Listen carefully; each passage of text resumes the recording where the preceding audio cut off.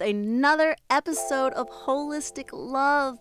And I know that we're all on different journeys of what that looks like, and we're all really, really excited to really just receive the love that we deserve. But it always starts with us, and really self-actualizing that love first within ourselves so that we attract it to us. Today I'm so excited because we actually are going to be delving into where we originally found and really all the patterns in regards to all of our relationships to love.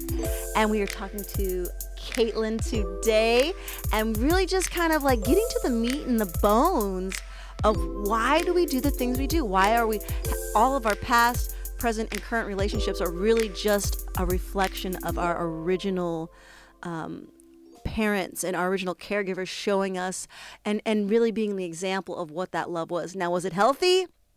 Perhaps not. And that's what we're going to discuss today. Don, if you want to chime in and add anything to that. Yeah, man, I'm just going to be adding some divine masculine, sharing some of my personal experiences, and here to learn as much as I can, and just be vulnerable and transparent, and just grow. Absolutely. Kaitlynn, just tell us a little bit about yourself, and just share why this topic is so important. And I know the audience at home, they don't realize that why are we talking about this? It's because we've been doing the work ourselves, and it's a daily thing that we're doing. So I, as you know, am a Scorpio. And a huge part of my kind of raison d'etre, I was like, oh my God, is it alive? My bad. Is why?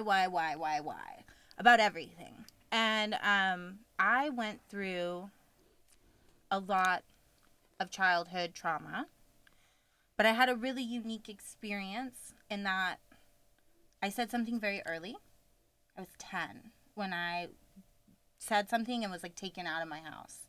And had a very strange kind of piece of luck where my aunt put me into therapy right away. And she didn't just put me in with an emotional therapist, like the court-ordered therapist that I was sent to, as many children are. But she sent me to a spiritual hands-on healer who did a lot of alternative healing that I didn't understand to be alternative healing at the time. I didn't understand the drawing pictures and burning them and all of the cathartic kind of rituals that we were doing that's so important for healing. But at the end of the day, I got that healing. And as I went out into the world as an adult, even with that healing, I still struggled. And I saw so many other people who struggled even more. And I realized, I was like, we're reliving our trauma. We're doing the same thing over and over and over again. This is the source of it. We're reenacting these things. And over the years, as I've gone on that Scorpio search for more information, there's these pieces of information that just rung so true that I was like, oh my God, people need to know, this is it. If we just figured it out.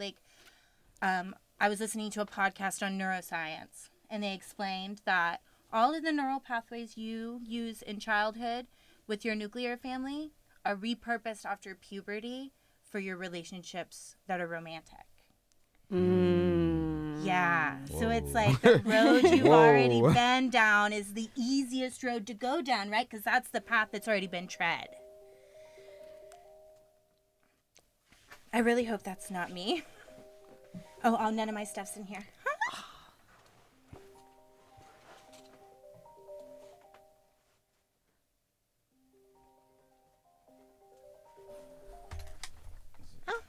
It's over now. Okay. All right. We'll edit that out. Going back in. And go. So, it's the road that's already been walked down. It's that path that's already been tread. So it's easy because you already have a roadmap for that. And that's when it occurred to me, the work is to make a new way. Yeah. But you have to choose to do it. Yes, absolutely. Thank you so much. Thank you so much for coming on the show, and thank you for sharing that and opening up yourself and being vulnerable. And you are my Scorpion sister because we both have the same birthday. We're November 14th birthday. It's right here. Ow. Look out. Yeah. Hey, that's what's up. Power for women, yeah. But yeah, no, I have to say that as someone who also has experienced, I was not fortunate enough to have a therapist, and I was not fortunate enough to have healers in my life to really like guide me down the road. But I did, after I hit puberty, have elders that like took it upon themselves. They saw like that, you know, I had all these gifts, and that I could really, you know, share it with the world. And they gave me some tools, you know, they did give me some tools, but like not everybody has the kind of childhood we had, you know, like that's More not the people than normal. we think, though, actually. Unfortunately, what makes me really sad is that kind of is the normal. Like 1 in 4 girls reports being sexually abused. That's crazy. 1 in 10 boys. To me, that says the statistics, like the reality is probably double that. Because I know how hard it was for me to say anything. I said something twice and was pressured into taking it back.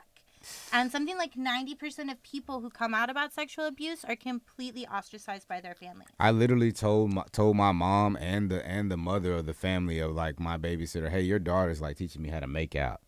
Like I'm learning how to French kiss, and I'm 7 and she's 13, and that happens so I have much. a crush on her. So like I'm a boy, and I'm telling my brother, he's like, yeah, whatever, thinking you're lying. Then I'm telling older members of like society or my immediate like group, and they're like kind of like, all right, man. And I'm kind of like, that's what happens, right? Yeah, As and they it's try like to reinforce it and put it off on you. Like there's something wrong with you that you didn't like it. Well, it wasn't even that. Yeah, that part. Yeah, I didn't understand. Yeah, I processed that. Yeah, that's exactly what it was. And like, yeah, no, that's normal, bro. Like, hey, that's good. And so, you know, growing up, it's like, you know, my mom's friends too, like checking out of school early, that vibe. They're all happy hour Friday. Then there's 5, 6 of them drunk as hell in the house, and I'm just 1 a.m. going to the refrigerator in my boxers, whatever, and I'm like, oh shit, you know what I'm saying? You know, and it just goes down, and it's like you talk about these things, right? But it's just like, I don't know, people just like glance over it or whatever. And there's just like so few support mechanisms for men. Yeah. Like for people in general. But specifically for men, people are like, what? You didn't like it? Like how can you sexually assault a man? Or like, bro, I was 7. You should be proud. Exactly. Like you should 7. be proud of it. Like, oh man, she's like, wow, you're getting them young, right? Like people Yo. say that. Like they really, it's so dark. You're like, whoa, dude. Nah, and her friends were like, yeah, way to teach him how to do it. Like, yeah. all right. Well, and it's also like the sexualization of black men and especially black children is so prevalent in the society. It's that kind of like jingoism and objectification. Oh yeah. That like, it's so dark. We should be so ashamed of ourselves. No, it's. I literally talked to my mom about it, bro. I was like, hey man, so like how you used to like have us like gyrating and doing all that, like that shit's not cool, bro. That's like that's literally like a Chippendale show. Yeah. And how they're talking about, oh, when you grow up, you're gonna be all this and da da da da. Let me know. I'm like, I'm a kid, and I'm like, oh, that's cool, whatever. But the reciprocal of what you're saying is that when I'm 18, you want me to like take you down. You know what I'm saying? Right. And you're like low key grooming me with this cologne, like these high clothes. Key grooming you. Nah, high key. Obviously grooming you. But that ties back into like the parental role, right? Because obviously I was sharing this with my mom, right? But there were maybe some favor that she was granted because, like, you know what I mean? I'm not saying she's like, go ahead, like put me out there or nothing like that, but like, you know, maybe her drunk friend spends the night more frequently because she's picking up the tab when they go out and buy. You know what I'm saying? So it's like one of those type scenarios. So often, like, it's the majority of people whose parents like either completely ostracize them or pressure them into taking it back. I was pressured into taking it back by both my mother and my rapist 2 times. When you say before I ever said anything. When you say take it back, what does that mean? To admit that to say that I had lied. Oh, it didn't and happen. that I had made it all up. Oh wow. And that I was just looking for attention. Wow. And they pressured me into that twice. That's gaslighting. It's total gaslighting. At an early age. And we didn't even have the word gaslighting. That's yet. what I'm saying, at an early age. You know? Oh yeah, but that's how we end up gaslighting other people as adults if you're not careful, right? Because like you can't be a victim forever. Either you become a survivor or you become a victimizer. But you're not just like a victim forever. Like, oh my God, the world is getting me. Like, no, either you're hurting other people or you survived and you're helping people. But you're not just like not interacting with people or having an effect. Survivor or victimizer. Right. Wow. Well, and so like an audience out there, I'm so glad, you know, we're really getting deep here and we're really sharing and shedding some light on some things. And what's really important too is that like, no matter what your childhood was, whether it was maybe not as full of trauma or maybe it was full of more normal things. The thing is, we're kind of doomed to repeat the patterns. Totally. It's not We're, just sexual. whatever, Yeah, no, and it's it not. might have been a healthy thing you've seen, or it might have been an unhealthy thing. But when we're watching our parents, express love to one another, or not express love to one another, or stonewall one another, and not effectively communicate, we're picking it up, like especially before the age of 7 years old, our brains are like these little sponges. Like we are like, even in the Native community, it's like we look at this as like from 0 to 7, it's like they're still open to the universe. You're still open to source. You're like the closest to Creator God. And if you want to explain that on a more of like a scientific level, we're basically like our brains are just like absorbing every little thing that our subconscious is just picking up, and that just it just prints us down like a little 3D printer for all of our future interactions as an adult. Like we ask that question, why do I keep dating the same type of guy, or why do I keep doing the same type of thing? Well, you got to go back to the beginning, and that's a hard thing to do. And for I know you and I, who've had a little bit more trauma-based, scenarios, it's the only way to move forward as a survivor, as an adult, to do anything, let alone have relationships. But I mean, it's definitely a core curriculum that I would suggest to anybody out here. And there's so many tools out there, right, for like really seeing, what am I doing? How am I repeating these same patterns, right? And it's also the best thing I think you can do for yourself and your kids, right? Because it's so much work to rewire your brain, conscious effort. Yeah. But if you can model healthy relationships for your child, whether that means staying with someone or leaving them, and like modeling healthy communication and giving them that love, then they don't have to redo all that work either that Seriously. you've done, like 100%. Yeah. And as far as like romantic relationships go, like it's not just sexual stuff that we're programmed with. It's like appreciating people, communicating. How do you express what you're feeling? Like, did you watch your parents yell at each other through your whole childhood? Do you just think that people yell? Right. Is that your norm? Yeah, like and really reviewing that, it can help you to like identify, okay, like here's what it is. Like, it helps you identify the source of the problem, Right? Instead of just like constantly externalizing it. Right. I mean, like, oh, this person did this or this person did that, or just there's nobody good out there. Yeah. You know. One of the when I was like probably in my early 20s, one of the books that I read that really helped me really examine that and look at that, and it's an oldie but it's a goodie, is the Celestine Prophecies. Yes, I read that when I was like 13, and it just like yes, it like kind of calibrated me in a way. I say that too about the healer I went to, but like those pieces of information, it kind of like set me on my path and like understanding how people take energy from each other. 100%, 100%. So if for the audience that doesn't know the book, it's a book by James Redfield. It's called the Celestine Prophecies. I think they made it into a movie as well. I'm not 100%, but in the book there's these insights, right? And you're following this young man on his journey, and in there it talks about these 4 drama controls. And it really, like the first thing it mentions is that you inherited them from your parents. And so that's a tool you can use to kind of look and see at your own pattern. And the 4 drama controls are aloof, interrogator, intimidator, and poor me, right? And so, as we like, and there's exercises online, I'm sure there's like a YouTube video. I mean, that book's been out forever and ever and ever. But like when you start to see, oh yeah, my dad was this and my mom was this, therefore I'm this, it really helps you have a greater self-awareness and self-understanding, because you don't have to be that way. And you can see, like, because, typically in relationships, what happens is when we start to get vulnerable with each other is that we fall back into those patterns. Yeah. And maybe not during the honeymoon period, right? But during once we've gotten comfortable with someone, once we've really like gotten to know them, then we start to become our parents in a lot of ways. Well, yeah, and I think it's because like in that honeymoon phase, you're making really like mindful, conscious effort, right? To like be the best version of yourself, Right. But you're doing that for someone else. You're not really doing it for yourself, right? That's why like it doesn't work until you've done the work, because you can only pretend for so long. Yeah. Until you're like, actually, I'm kind of a jerk. Yeah.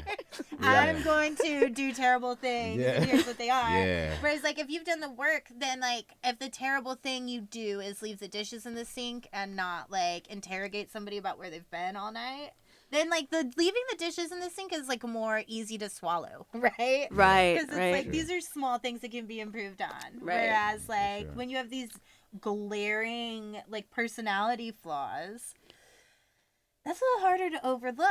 You can't get like a housekeeper to come get rid of your bad personality. Literally.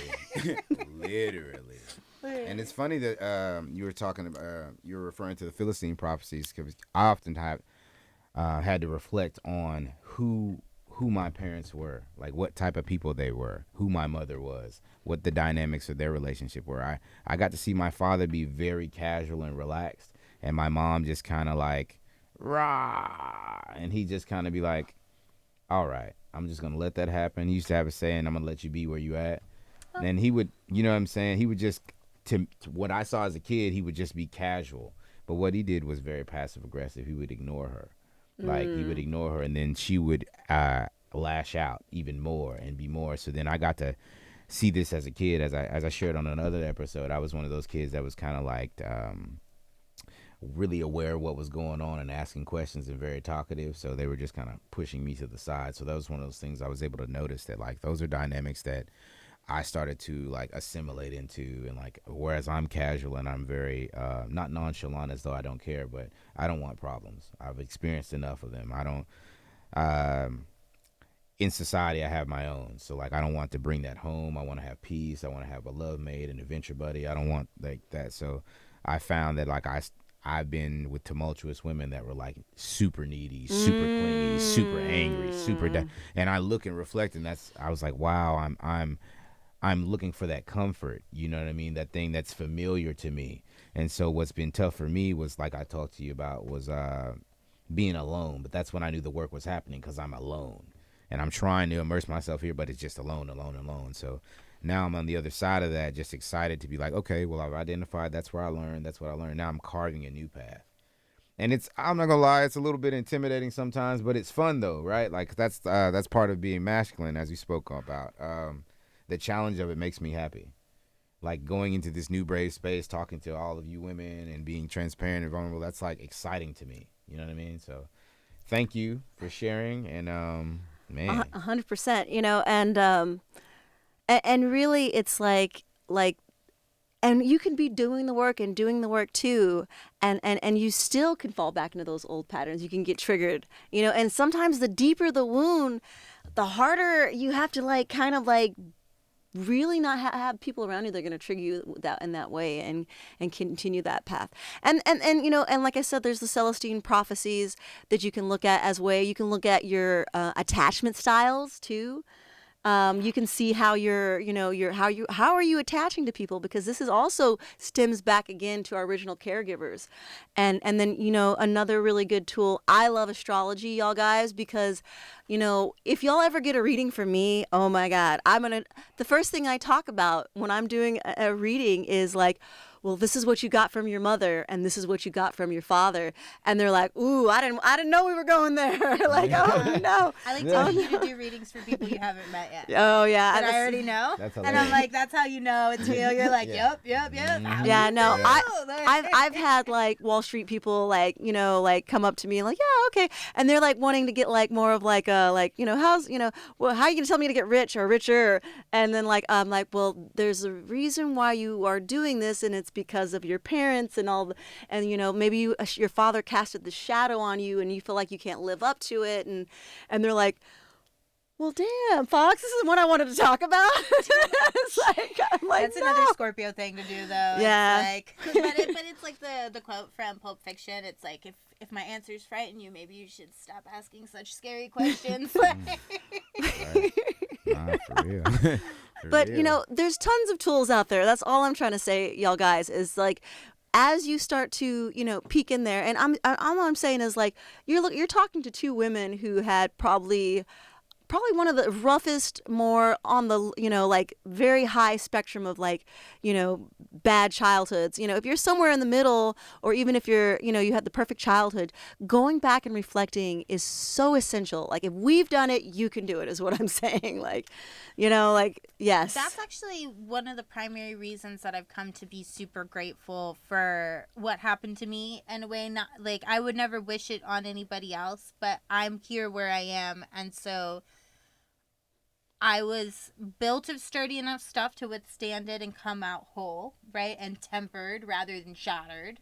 And now I can share the information with other people so that they don't, like, now I'm walking a path, you're walking a path. We're kind of like making this new way to break those intergenerational trauma wounds that we have, because it's a lot like vampirism, right? Yeah. Like once you're bitten, you're going to bite other people unless you have a lot of self-control. And so like being traumatized, any kind of trauma, whether it's sexual or emotional or Physical, like people who were beaten beat their kids more. Yeah. People who were abused abuse other people. Yeah. That's just hurt people hurt people. Hurt people. Like, and so it's just, there's so many tools out there to help people address it, and I just think it's important to give people the vocabulary and to show them that you don't have to be ashamed to talk about these things, because that's the only way for people to get to a point where they're comfortable being in these relationships, and it doesn't feel like you're constantly putting on a mask for the person you're sharing a house with. Yeah. So that you're like not just like trying to keep those first 3 months, that mask you had up, going forever. You can be comfortable with yourself and another person, and just be where you are and be okay with that. Yeah, 100%. Yeah. I'm so grateful for you, Kaitlynn. I really am. And it's like, it's always good to meet another bad bitch, excuse my language. Yeah, you're on me. I was like, don't cuss, Kaitlynn. Don't cuss. Everybody knows me. I was once described as a sailor who'd just gotten out of prison. Nice. They're like, hold it in, Kaitlynn. Yeah, and but the thing that we're trying to get across to you guys, the thing that's really, really important is that when you start to recognize and see these patterns in your life, like, you have to realize the common denominator, right? In all of these relationships, it's always going to be you. And when we start to take personal responsibility, when we start to get out of the blame game, when we start to really focus on the real task at hand, and be forgiving too. Forgive yourself. No one is perfect. Forgive your parents too. Like, I have, as awful of a childhood as I've had, I have complete love and forgiveness for all of those who've trespassed against me. Man. And I have and it has made me who I am, exactly to say what you say. Like, I wouldn't be the Apache warrior woman that I am today to be able to stand up to anyone where I see injustice happen and not say something. Right, because you've said something and you are still okay. A lot of people never say something, so they always have that fear of like, what will happen if I speak up? Right. And what you said really stuck with me about like forgiving your parents, because I didn't forgive my mom before she died, and I forgave her after that. It's a lot easier to forgive your parents once they're dead, but it sucks to have to do It's that. easier to make people saints when they're gone. Yeah, so I it is. understand that. But going through that led me to forgive my father. My father is not the person that abused me. My stepfather abused me. My father was neglectful, but never malicious. Right. And I would never speak ill of him. And I forgave him because I had that experience. And so I've seen it both ways. I've seen like the obstinance of not forgiving and not understanding that like our parents, they were damaged too. And they were just doing what they could with what they had. They're not great. They're not perfect. It's a lot easier to understand that once you're a parent and you're like, oh, I'm not a saint now, so I guess they must not have been either. And to just understand that they were trying to deal with everything we're dealing with without any of the tools that we have now, you know?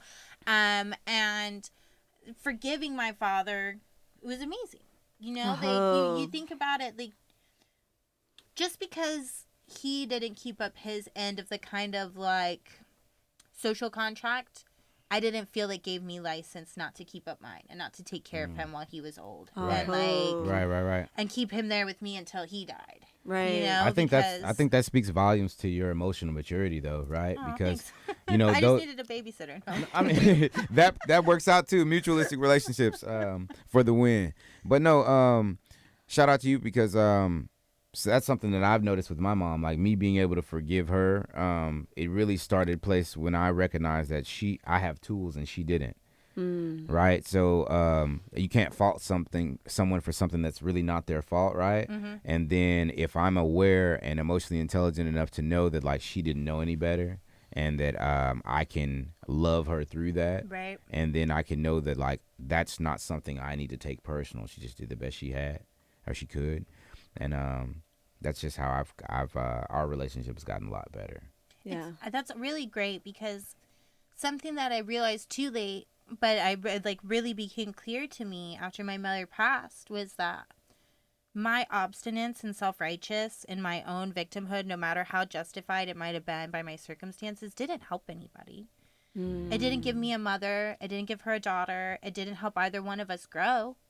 It just let both of us feel righteous in our indignation and then never like come to any kind of like growth or anything positive. And so it is just the unfortunate like paradox of reality that it's typically the victim has to be the bigger person and do the forgiving, right? That's tough. Right. Yeah, that's tough. Right. Like, it's unfortunate, But that's reality. but like, you know, the victimizer doesn't have to forgive you. 100%. Yeah. And but that's the growth. Like, I was told that we all choose what happens to us here. You know, we make those soul contracts before we get here. We're not just like, oh no, this is done to me. Like, no, you set out like an agenda. And then you had to like approach other spirits and be like, hey man, I'm gonna need you to do some kind of rowdy. Yeah. And they were like, all right, bro, but only if you forgive me.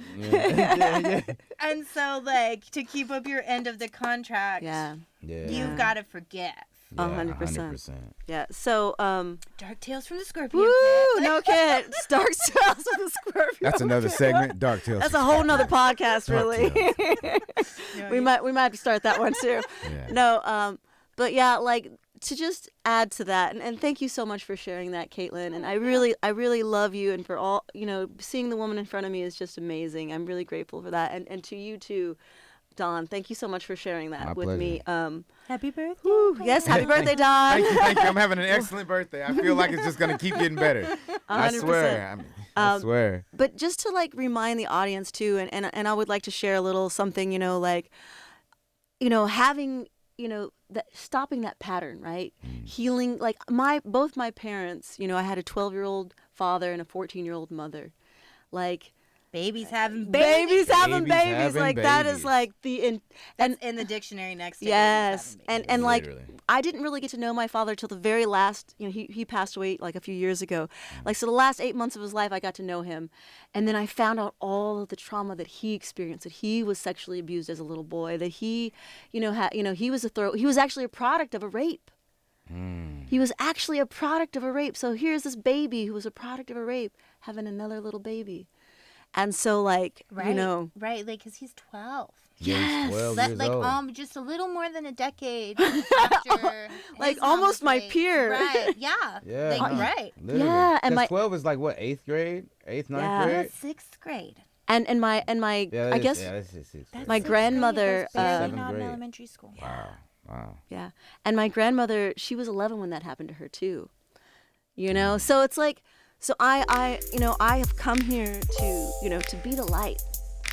To be the light, yo guys. Make a new path, you know? And I encourage everyone, you know, maybe your life was not to this extreme, but like whatever your patterns are, ladies and gentlemen, there's a road, there's a way out, and it starts with just examining yourself and then loving yourself and forgiving yourself. You know, we're all worthy of forgiveness and redemption, no matter how far the sin is, because we are part of Creator and creation. For sure. For sure. Woo, this has been a very deep episode. Oh my God. I think I've almost cried like at least 2 or 3 times just like hearing this. And I just want to let all of you know that wherever you are in your life, whatever's going on, you're not stuck. There is a way out. There are people who are feeling and experiencing what you felt before or feeling right now. And there are healthy, sane people in the world. You might not be surrounded by them right now, but I'm just saying that there are healthy, sane people. And by doing the work, y'all guys, we are rising everyone. We're lifting everyone up. Because when one of us rises, we all rise. Oh, I love you, Fox. Yeah. Fox is awesome. Shout out to her. All right, guys. Is that it? That's it. We didn't go over this time? No, that was like Hey. really right at 30. So. Oh, I love you, Fox. Sorry I made you cry on camera.